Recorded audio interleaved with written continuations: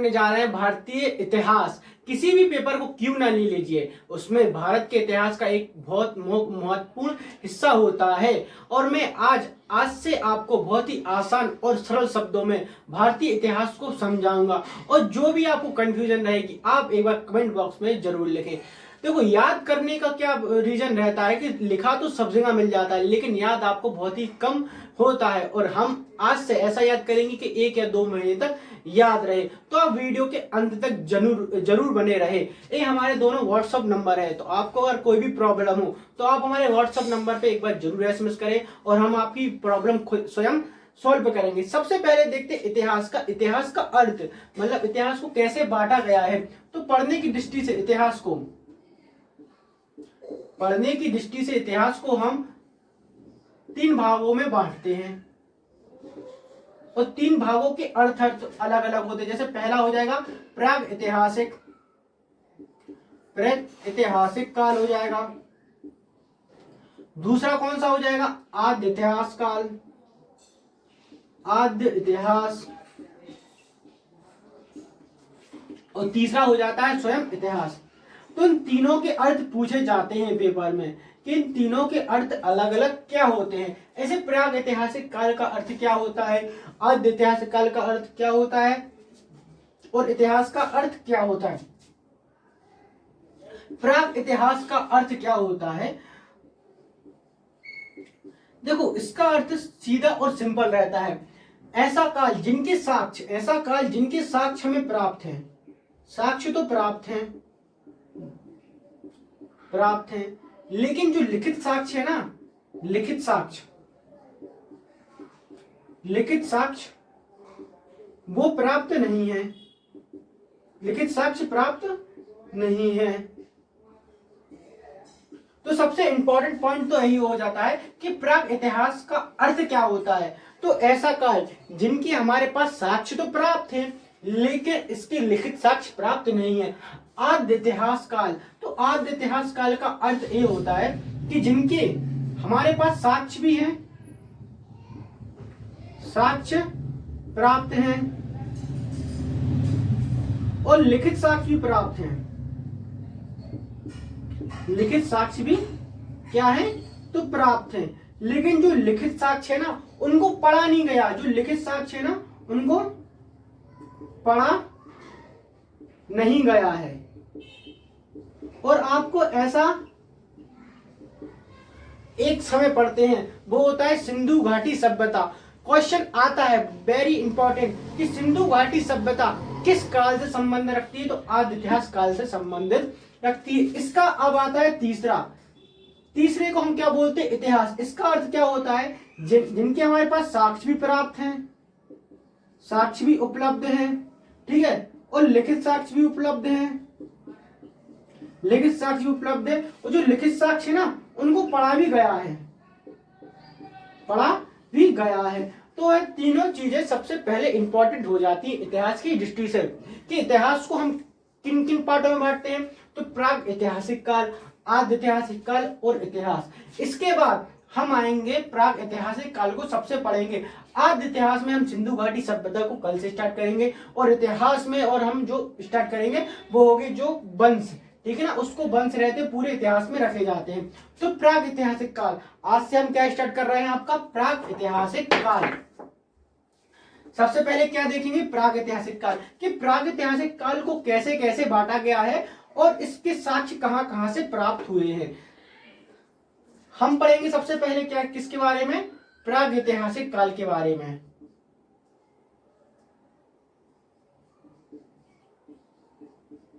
प्राग ऐतिहासिक काल।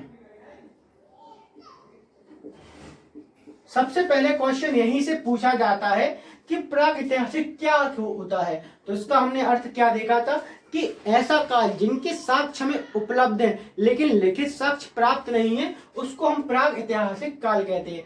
सबसे पहला क्वेश्चन क्या होता है कि सर्वप्रथम प्राग ऐतिहासिक काल के साक्ष्य किसको प्राप्त हुए थे? तो इनको हुए थे 1842। 1842 में किसको हुए थे?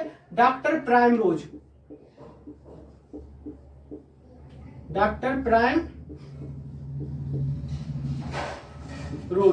अब देखो इसको हम कैसे याद करें, डॉक्टर प्राइम रोज को 1842 में हुए थे। अब देखो प्रागैतिहासिक काल, प्रागैतिहासिक काल सबसे पहला काल है। तो प्राइम प्राइम स्कूल कौन सी होती है, सबसे पहली स्कूल होती है, मतलब पहली दूसरी तीसरी। तो प्राइम, तो डॉक्टर प्राइम रोज को प्रागैतिहासिक काल के साक्ष्य कहां से प्राप्त हुए थे, तो उनको हुए थे कर्नाटक। अब कर्नाटक की एक जगह है वो है रायचूर। रायचूर में एक स्थान हो जाएगा, उस स्थान का नाम क्या हो जाएगा, लिंगसुगर।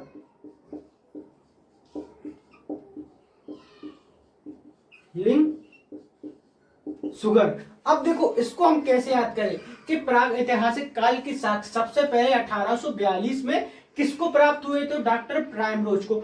अब देखो डॉक्टर से हमारे कान में क्या हो रहा है, दर्द हो रहा है, तो कान से क्या निकाला हमने, कर्नाटक निकाला, ठीक है ना। अब कान में दर्द हो रहा है तो डॉक्टर से आप क्या लेते हैं, राय लेते हैं, तो रायचूर की।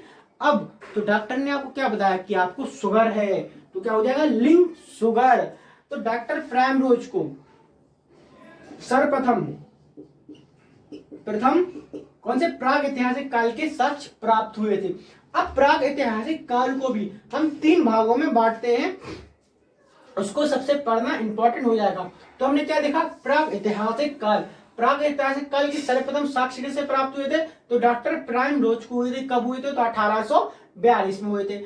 अब डॉक्टर प्राइम रोज को कहां से प्राप्त हुए थे, तो कर्नाटक के कहां से, तो अपन ने क्या ली, डॉक्टर से राय ली, तो रायचूर के कहां से, लिंग शुगर से। तो डॉक्टर ने क्या बोला, यार तुमको शुगर होगी, तो लिंग शुगर से सबसे पहले प्राग ऐतिहासिक काल के साक्ष्य प्राप्त है। अब प्राग ऐतिहासिक काल को भी हम 3 भागों में बांटते हैं। इसको हम कितने भागों में बांटते हैं, तो 3 भागों में बांटेंगे, 3 भागों में बांटेंगे। सबसे पहला कौन सा हो जाएगा, पुरापाषाण काल।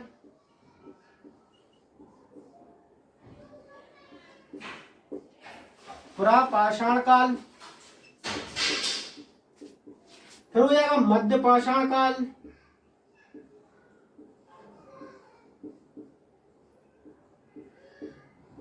फिर हो जाएगा कौन सा, नवपाषाण काल।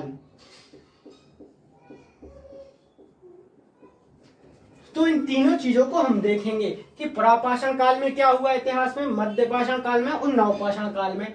तो देखो पुरापाषाण काल अगर पूछा जाता है कि पुरापाषाण काल के सर्वप्रथम साक्ष्य कहां से प्राप्त हुए, अगर साक्ष्यों के बारे में पूछा जाता है तो सर्वप्रथम साक्ष्य कहां से हुए, अति पल्लवरम। अति पल्लवरम भी कहां पे हो जाएगा, तो कर्नाटक में हो जाएगा। अच्छा इसकी खोज किसने की थी, तो इसकी खोज की थी अपने रॉबर्ट ब्रूस फुट। कब की थी, तो की थी 1864 में, 1862 में इसकी खोज की थी। और सबसे पहले खोजा गया औजार कौन सा हो जाएगा, तो कुल्हाड़ी। क्या हो जाएगा, कुल्हाड़ी हो जाएगा। अगर पूछा जाता पुरापाषाण काल के साक्ष्य, पुरापाषाण काल के साक्ष्य कहां से प्राप्त हुए, तो अति पल्लवरम, यह कहां हो जाएगा, तो कर्नाटक में हो जाएगा। अच्छा इसकी खोज, अब देखो खोज तो रॉबर्ट बुश फुट ने की थी। अब रॉबर्ट बुश फुट हो जाएगा, ठीक है, बुश फुट। अच्छा पहला खोजा गया औजार कौन सा हो जाएगा, तो औजार अपना हो जाएगा कुल्हाड़ी, ठीक, क्या हो जाएगा, कुल्हाड़ी हो जाएगा। अब आते हैं पुरापाषाण काल कि पुरापाषाण काल के कुछ समान अर्थ निकलते हैं, उसको पढ़ेंगे धीरे। पहले पुरापाषाण काल, मध्यपाषाण काल और नवपाषाण काल को हम एक एक करके पढ़ेंगे। आप वीडियो के अंत तक जरूर बने रहें, जिससे आपको नए नए प्रकार की क्या होगी, तो जानकारी प्राप्त होगी। सबसे पहले हम इधर लिख लें, आपके आ रहे हैं पुरापाषाण,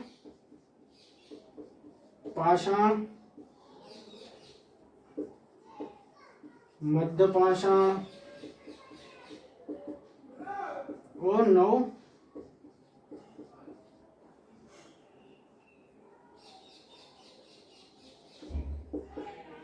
नवपाषाण, ठीक है, नवपाषाण। सबसे पहले आते हैं पुरापाषाण काल की। पुरापाषाण काल क्या होता है,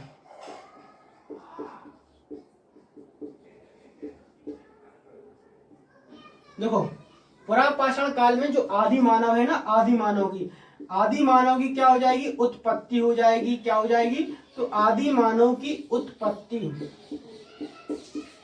सबसे पहला पॉइंट तो यही हो जाएगा। दूसरा पॉइंट हो जाता है कि आदि मानव सबसे पहले आग से परिचित हुए थे। आग से क्या हुए थे, परिचित। किस काल में हुए थे, तो पुरापाषाण काल में हुए थे। अगर पूछा जाता है आपसे आदि मानव कैसे रहते थे, तो आदि मानव अकेले अकेले रहते थे, ना कि समूह में रहते थे। आदि मानव अलग अलग क्या करते थे, निवास करते थे। अगर आपसे और क्या पूछा जाएगा, तो पुरापाषाण काल में क्या हो जाएगी, आदि मानव की उत्पत्ति हो जाएगी। और क्या हो जाएगा, तो इसमें हो जाएगा अपना आग से परिचित हो जाएंगे। आग से परिचित होने के बाद और क्या था, तो और अपने आदि मानव अलग अलग निवास करते हैं। एक पूछा जाता है अपनी नर्मदा मानव खोपड़ी, नर्मदा खोपड़ी या मानव खोपड़ी, जो किस काल से संबंध रखती है, तो यह पुरापाषाण काल से रखती है। ए कहां पे हो जाएगी, तो ए अपने हो जाएगी मध्य प्रदेश। मध्य प्रदेश के कहां पे, सीहोर में स्थित हो जाएगी। और एक और पूछा जाए कि आदि मानव के सबसे पहले शैल चित्र कहां से प्राप्त हुए थे, तो भीम बेटिका गुफा। ठीक है, भीम बेटिका गुफा कहां हो जाएगी, तो मध्य प्रदेश के रायसेन में। यह भी पुरापाषाण काल से संबंधित रखती है कि आदि मानव के सबसे पहले चित्र या शैल चित्र कहां से प्राप्त हुए थे, तो भीम बेटिका गुफा। भीम बेटिका गुफा कहां हो जाएगी, तो मध्य प्रदेश के कहां से हो जाएगी, मध्य प्रदेश के रायसेन में हो जाएगी। ठीक है, मध्य प्रदेश के रायसेन में हो जाएगी। इसके बाद हम देखा जाए पुरापाषाण काल, तो पुरापाषाण काल की हमने सामान्य जानकारी देख ली। अब आते हैं हम क्या, तो मध्य पाषाण काल। इसके बाद आते हैं किस काल पे, तो मध्य पाषाण काल पे।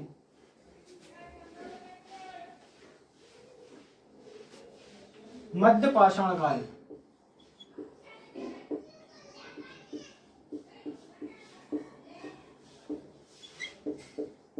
देखो मध्य पाषाण काल बहुत ही इंपॉर्टेंट हो जाता है, क्योंकि इस पर 2-3 फैक्ट बहुत इंपॉर्टेंट। सबसे पहले पूछा जाता है प्राग ऐतिहासिक काल का, प्राग ऐतिहासिक काल का कीड़ा स्थलीय किसे कहते हैं, तो इसी को कहते हैं, क्या कहते हैं, कीड़ा स्थलीय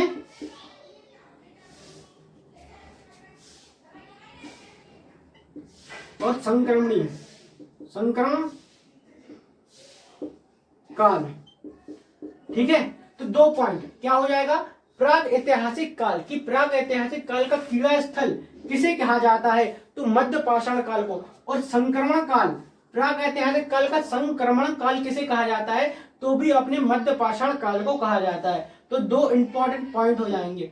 तो प्राग ऐतिहासिक मध्य पाषाण काल में जो औजार हुआ करते थे ना, क्या हुआ करते थे, जो औजार हुआ करते थे बहुत छोटे छोटे आकार के थे। ठीक है, क्या क्या थे, तो छोटे छोटे आकार के थे। तो इनको हमने क्या कह दिया, इन औजारों को हमने कह दिया माइक्रोलिथ। एक क्वेश्चन यही हो जाता है कि मध्य पाषाण काल के औजारों को क्या कहा जाता था, तो मध्य पाषाण काल के औजारों को क्या कहा जाता था, तो माइक्रोलिथ कहा जाता था।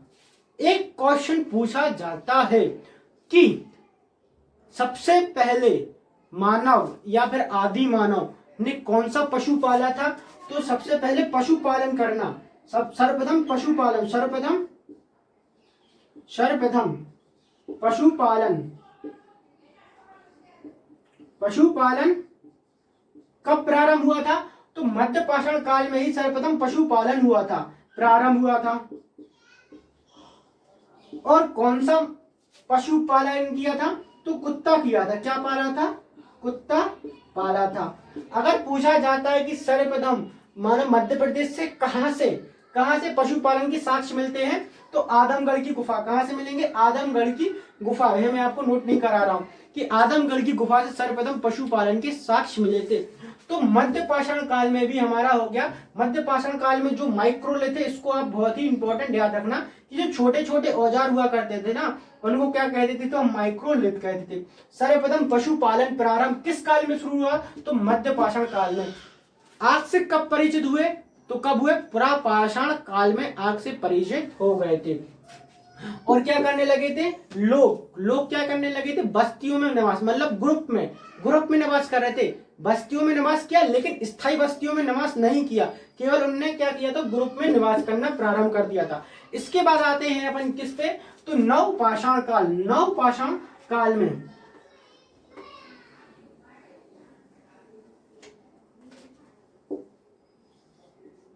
नवपाषाण काल। अब नवपाषाण काल में सबसे पहले क्या हुआ था कि जो आदि मानव है ना, आदि मानव, ठीक है, आदि मानव द्वारा सबसे पहले कृषि को करना प्रारंभ कर दिया था। क्या कृषि प्रारंभ कहती है, लोग स्थायी बस्तियों में भी निवास करने लगे थे। क्या करने लगे थे, लोग स्थायी बस्तियों में निवास करने लगे थे, ठीक है, स्थायी बस्तियों में निवास प्रारंभ कर दिया था। कब किया था, तो याद रखना नवपाषाण काल में किया था। इसके बाद क्या किया था, कृषि भी प्रारंभ कर दी थी, कृषि करना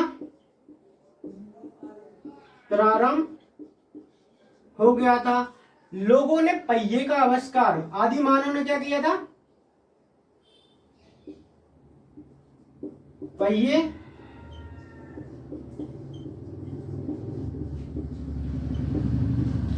आविष्कार, पहिए का आविष्कार हो प्रारंभ हो गया था। क्या हो गया था, पहिए का आविष्कार इनने क्या कर दिया था, तो प्रारंभ कर दिया था। तो नवपाषाण काल में आदि मानव ने क्या कर दिया था, स्थायी बस्ती थी ना, वो इनने रहना प्रारंभ कर दिया था, कृषि भी करना प्रारंभ कर दिया था, और पहिए का आविष्कार भी इन लोगों द्वारा किया गया था। किस किस की चीजों को, और कहते हैं एक, हाँ, कृषि के साक्ष्य। सर्वप्रथम कृषि के साक्ष्य कहां से प्राप्त हुए थे, तो सर्वप्रथम कृषि के साक्ष्य मेहरगढ़, ठीक है, सर्वप्रथम कृषि के साक्ष्य कब से, तो नवपाषाण काल में सबसे पहले कृषि के साक्ष्य कहां से, तो मेहरगढ़ से प्राप्त हुए थे। और प्राचीनतम, कौन से,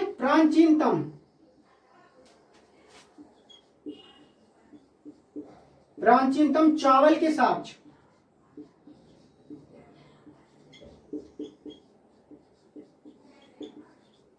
कहां से हुए थे प्राप्त, कोल्डी हावा। सबसे इंपॉर्टेंट पॉइंट यह भी हो जाता है कि प्राचीनतम चावल के साक्ष्य कहां से हुए थे, तो कोल्डी हावा से हुए थे। ये मत सोचना कि चावल के साक्ष्य अपने लोथल से हुए थे, वो आद्य इतिहास काल के हुए थे। लेकिन अगर आपको प्राग ऐतिहासिक काल या पुरा पाषाण काल की या पाषाण काल से पूछा जाए, तो इसको हमने 3 भागों में डिवाइड किया था, पुरा, मध्य और नव पाषाण काल। तो प्राचीनतम अगर चावल के साक्ष्य पूछा जाए तो कौन से, कोल्डी हवा से। सर्वप्रथम किसी के साक्ष्य पूछा जाए तो कौन से, मेहरगढ़ से हो जाएगा। इसके बाद एक और आता है, वो होता है कौन सा, अपना ताम्रपाषाण काल। ताम्रपाषाण काल का अर्थ क्या होता है, तो उसको भी हम जान ले कि ताम्रपाषाण काल का अर्थ क्या हो जाएगा।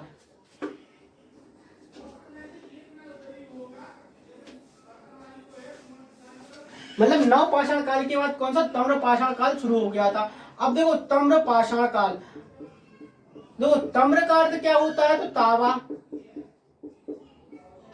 और पाषाण मतलब होता है पत्थर। तो इस काल में जो औजार हुआ करते थे ना, जो औजार क्या हुआ करते थे, औजार, तो औजार तावे प्लस पत्थर के बने हुए करते थे। और भारत में सबसे पहले ताम्रपाषाण काल के साक्ष्य कहां से प्राप्त हुए, तो अपना हो जाएगा इनामा गांव।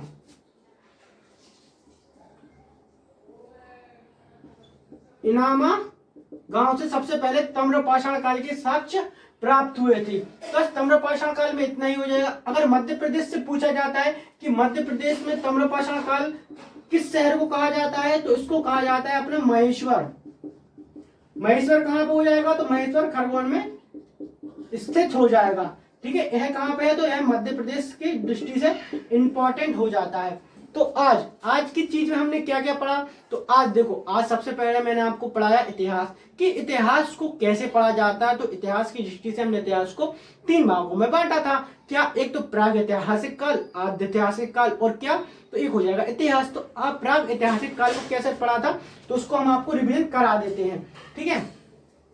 जैसे हमने क्या देखा था, प्राग ऐतिहासिक काल। तो प्राग ऐतिहासिक काल ऐसा काल होता है जिनमें जो साक्ष्य रहते हैं ना, वो साक्ष्य तो प्राप्त रहते हैं, लेकिन जो लिखित साक्ष्य है ना, वो प्राप्त नहीं होते हैं। इसके बाद हमने आद्य ऐतिहासिक काल, आद्य ऐतिहासिक काल में क्या देखा था, साक्ष्य हमारे पास प्राप्त है और लिखित साक्ष्य भी प्राप्त है, लेकिन जो लिखित साक्ष्य है ना, उनको पढ़ा नहीं गया है, ये इंपॉर्टेंट हो जाएगा। इसके बाद आते हैं इतिहास। तो इतिहास तो सभी आप जानते ही होंगे कि हमें साक्ष्य भी प्राप्त है, ठीक है, लिखित साक्ष्य प्राप्त है और उनको पढ़ा भी गया है। इसके बाद हमने देखा था कौन सा, तो प्राग ऐतिहासिक काल, कि प्राग ऐतिहासिक काल को कितने भागों में बांटा गया है। तो प्राग ऐतिहासिक काल को हमने 3 भागों में, ठीक है, प्रापाषाण काल हो जाएगा, नवपाषाण, मध्यपाषाण काल हो जाएगा, और क्या हो जाएगा, नवपाषाण काल हो जाएगा, ठीक है। तो प्रापाषाण काल में हमने क्या देखा कि लोग आग से क्या हो गए थे, परिचित हो गए थे, और क्या हो गया था, तो प्रापाषाण काल के सबसे पहले साक्ष्य या आदि मानव है ना, आदि मानव की उत्पत्ति हो गई थी। आदि मानव के सबसे पहले चित्र कहाँ से प्राप्त हुए थे, तो हमने देखा था भीमबेटका गुफा से हो जाएंगे, ठीक है। भीमबेटका गुफा कहाँ पे, रायसेन में हो जाएगी। इसके बाद हमने और क्या देखा था, प्रापाषाण काल। तो प्रापाषाण काल में एक हमने खोपड़ी प्राप्त की थी, मानव खोपड़ी के नाम से जानी जाती है, और जो सबसे सबसे पुरानी खोपड़ी मानी जाती है, ठीक है। एक मध्य प्रदेश के कहां से प्राप्त हुई थी, सीहोर के हथनोरा से। मध्यपाषाण काल में क्या देखा था कि प्राग ऐतिहासिक काल का कीड़ा स्थलीय, प्राग ऐतिहासिक काल का कीड़ा स्थलीय किसे कहा जाता है, तो मध्यपाषाण काल को कहा जाता है। और संक्रमण काल भी कहा जाता है, संक्रमण काल भी कहा जाता है। अगर आपको पूछा जाए ऐतिहासिक काल या प्राग ऐतिहासिक काल का संक्रमण काल किसे कहा जाता है, तो मध्यपाषाण काल को कहा जाता है। मध्यपाषाण काल में हमने औजार देखे थे, तो कैसे बने थे, तो औजार हमारे हो जाएंगे छोटे छोटे, जिन्हें हमने माइक्रोलिथ कहा। इसके बाद आते हैं नवपाषाण काल। नवपाषाण काल में लोग कैसे स्थायी बस्तियों में निवास करने लगे थे, पहिए का आविष्कार भी शुरू कर दिया था। इसके बाद आते हैं ताम्रपाषाण काल, कि ताम्रपाषाण काल में जो औजार हुआ करते थे ना, वो कैसे बने हुए करते थे, तांबे के और इसके पत्थर के बने हुए करते थे। और सबसे पहले में साक्ष्य कहाँ से प्राप्त हुए, तो हमको प्राप्त हुए थे इनामा गांव से। अगर आपको प्राग ऐतिहासिक काल के सबसे पहले साक्ष्य पूछा जाता है, तो उसको भी हमने याद किया कि प्राग ऐतिहासिक मतलब प्राग मतलब सबसे पहला, और पहले में हम क्या रहते, प्राइमर में रहते, तो डॉक्टर प्राइमरोज। और डॉक्टर से हमने क्या ली थी, राय लेते, क्यों, क्योंकि हमारे कान खराब हो रहे थे, तो हमने रायचूर से ली थी। रायचूर में भी एक लिंग सवर स्थान हो जाएगा। इसके बाद हमने पुरापाषाण काल की साक्ष्य कहाँ से प्राप्त हुए, तो पुरापाषाण काल के साक्ष्य हमने देखे थे अति पल्लावरम से। सबसे पहले कुल्हाड़ी के साक्ष्य हुए थे प्राप्त। हमने कृषि को भी देखा था कि सबसे पहले कृषि कहाँ से प्रारंभ हुई थी, तो नवपाषाण काल में प्रारंभ हुई थी, ठीक है। और कृषि के सबसे पहले साक्ष्य मेहरगढ़ से, और सबसे प्राचीनतम साक्ष्य कोल्डी हवा से हुए थे। अगर आपको मेरा समझाया मतलब पढ़ाया द्वारा आपको समझ में आ रहा है, तो आप मेरी वीडियो को लाइक, कमेंट एंड सब्सक्राइब जरूर करें। अंत में मेरा यही कहना है, अगर आप MPSI, UPSI या राजस्थान SI की तैयारी कर रहे हैं, तो हमारी हिंदी का संपूर्ण कोर्स की क्लास भी कल से प्रारंभ मतलब आज से कल से प्रारंभ हो चुकी है। तो आप वीडियो पे जाके एक बार जरूर देखें और अब एक बार कमेंट करें कि आपको वीडियो कैसी लगी है। मैं और वैसे ही आपको पढ़ाता जाऊंगा, ठीक है ना। इसके बाद हम आद्य इतिहास काल पढ़ेंगे। आद्य इतिहास काल में हड़प्पा सभ्यता को अच्छे से जानेंगे कि उसमें क्या क्या इंपॉर्टेंट क्वेश्चन बनते हैं, ठीक है ना। जय हिंद, जय भारत।